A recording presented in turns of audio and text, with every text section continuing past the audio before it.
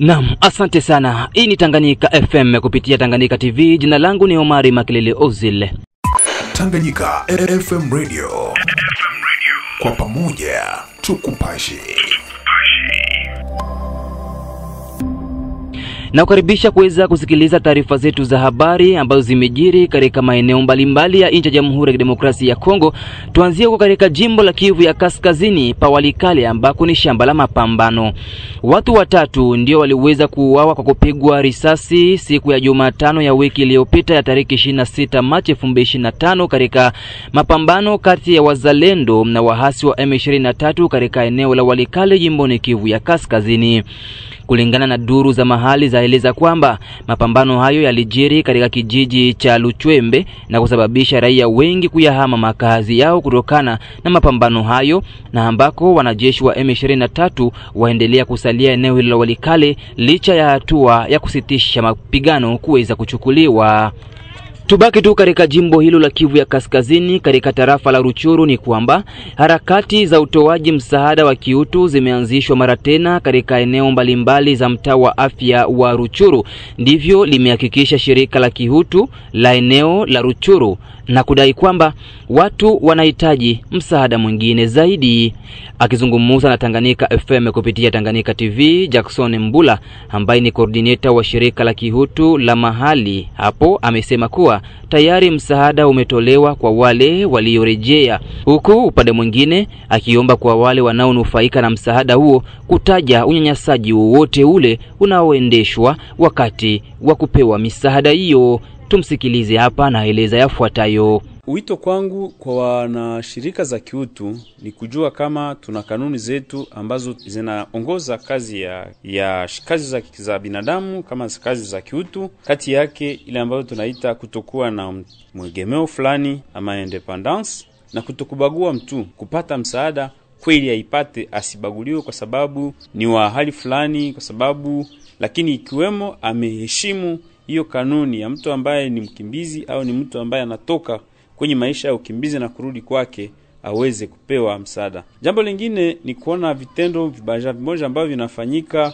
ile ambayo tunaita moneyage ya aid, ama kumoja wanafanya ujanja ndani ya mambo ya kupana msaada, na wakati wanawaandika wamoja wanaandika wale ambao hawangestahili kuandikiwa, na sasa wanasema tutagabula ile sehemu. Ni desturi mbaya ambazo zinaacha wale ambao ni wanyonge zaidi wasiweze kupata msaada. Kila mara wakati kunakuwa msaada ikisema ni wakimbizi, tuache wakimbizi waandiki, na kuhimiza washirika za kiutu kutumikisha msaada kwa ajili ya vitendo vya kupata pesa ama vitendo vya mapenzi. Msaada yote iwe ya bure, na kama mtu alikuambia akuandike na sasa mtagabula, ninakuomba usigawanye naye, ujikulie nayo uone kama atakushtaki kwa nani. Upande mwingine huko tu jimboni Kivu Kaskazini ni kwamba takwimu zilizotolewa na katibu wa jimbo la kielimu la Kivu ya Kaskazini ya 3 zimesema kuwa shule nyingi zimefunga milango yake na wanafunzi wengi wako ukimbizini. Hivyo ni kutokana na vita vinavyoendelea kati ya jeshi la taifa FARDC dhidi ya wahasi wa M23 pamoja na AFC. Eneo la Walikale linatikiswa kwa sasa na mapigano kati ya vikosi vya Jamhuri ya Kidemokrasia ya Kongo FARDC vinavyoungwa mkono na wazalendo dhidi ya wahasi wa M23 na AFC wanaungwa mkono na nchi ya Rwanda. Familia kadhaa zimehama makazi yao huko Walikale. Katika eneo la Walikale, division ndogo 4 za elimu hazifanyi kazi.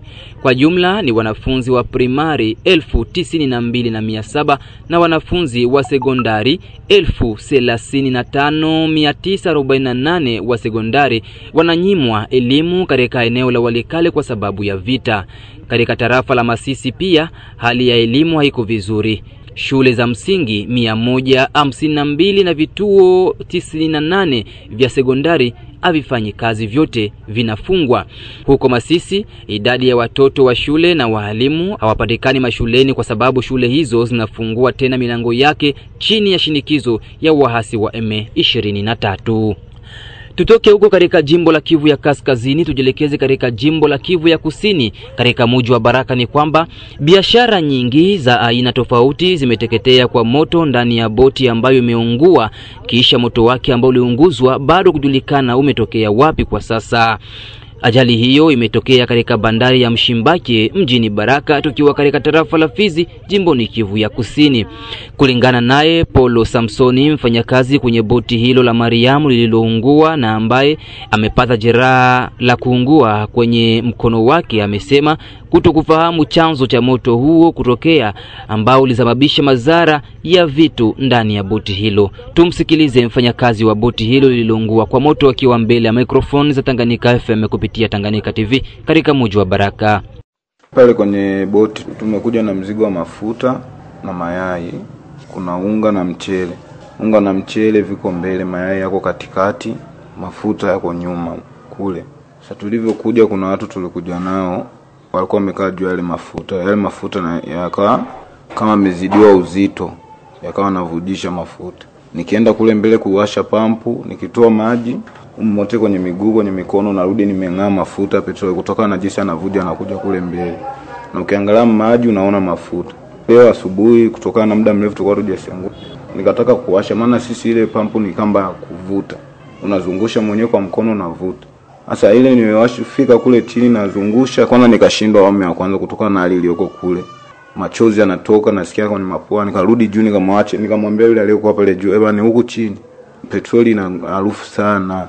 Na harufu sana. Ngoja niende haraka niwashe itoe," na maji yalikuwa yashakuwa mengi. Yaani nimewasha nikawa natengeneza ile bomba la maji ili kivuta maji atoke vizuri afu nitoke kule. Na washa kitu kama sekunde 15. Nasikia vuu. Afu mimi niko kule ndani niko ndani ya turubali imefunikwa. Mimi niko ndani kule chini. Nikawa nimeziwia. Naziwia pale ndo mchele na wenyewe ukawa umeungua kidogo, ile sandarusi zikawa zinaangusha mchele. Ndio kilichosaidia mimi kwanza nimeungua tu kwenye mikono.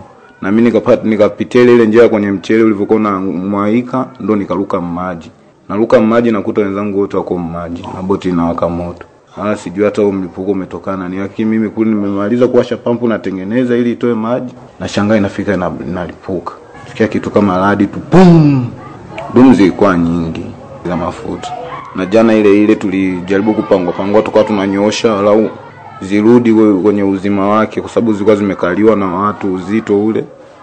Zimebonyea. Sasa tulikuwa tunazitoa, tunafungua vizibo, tunajaza upepo, tunafunga tena tunarudisha. Tumalizie uchambuzi wetu wa habari na huko katika jimbo la Tanganyika Pakalemi ni kwamba mtu mmoja amefariki kwa kupigwa risasi na majambazi ambao bado hujulikana katika mtaa wa Kadasre tarafani Lukuga mjini Kalemi jimboni Tanganyika usiku wa kucha siku ya Jumatatu ya tariki 31 Machi 2025. Kulingana na taarifa tunazo ni kwamba aliyepigwa risasi ni mtumishi wa Mungu Pastor Martin wa kanisa la Witiam Sepake. Pastor huyo alipelekwa hospitalini kisha kufariki muda mchache baadaye. Huyu hapa ni shuhuda wa tukio. Sasa mimi nasikia kumlango wa lupango wa huku unaambia kuf. Mimi nalamuka, mimi nilikuwa zimisha mampuli.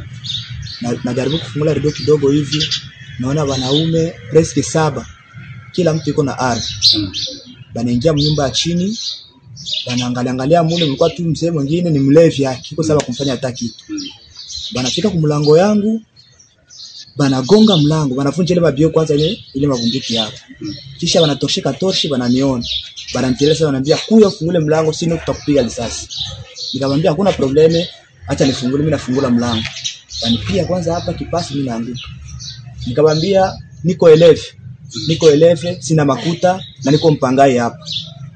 Tetiwe leta makuta, sina makuta. Telefoni yako wapi? Telefoni ile iko pale. Bakaiba telefoni.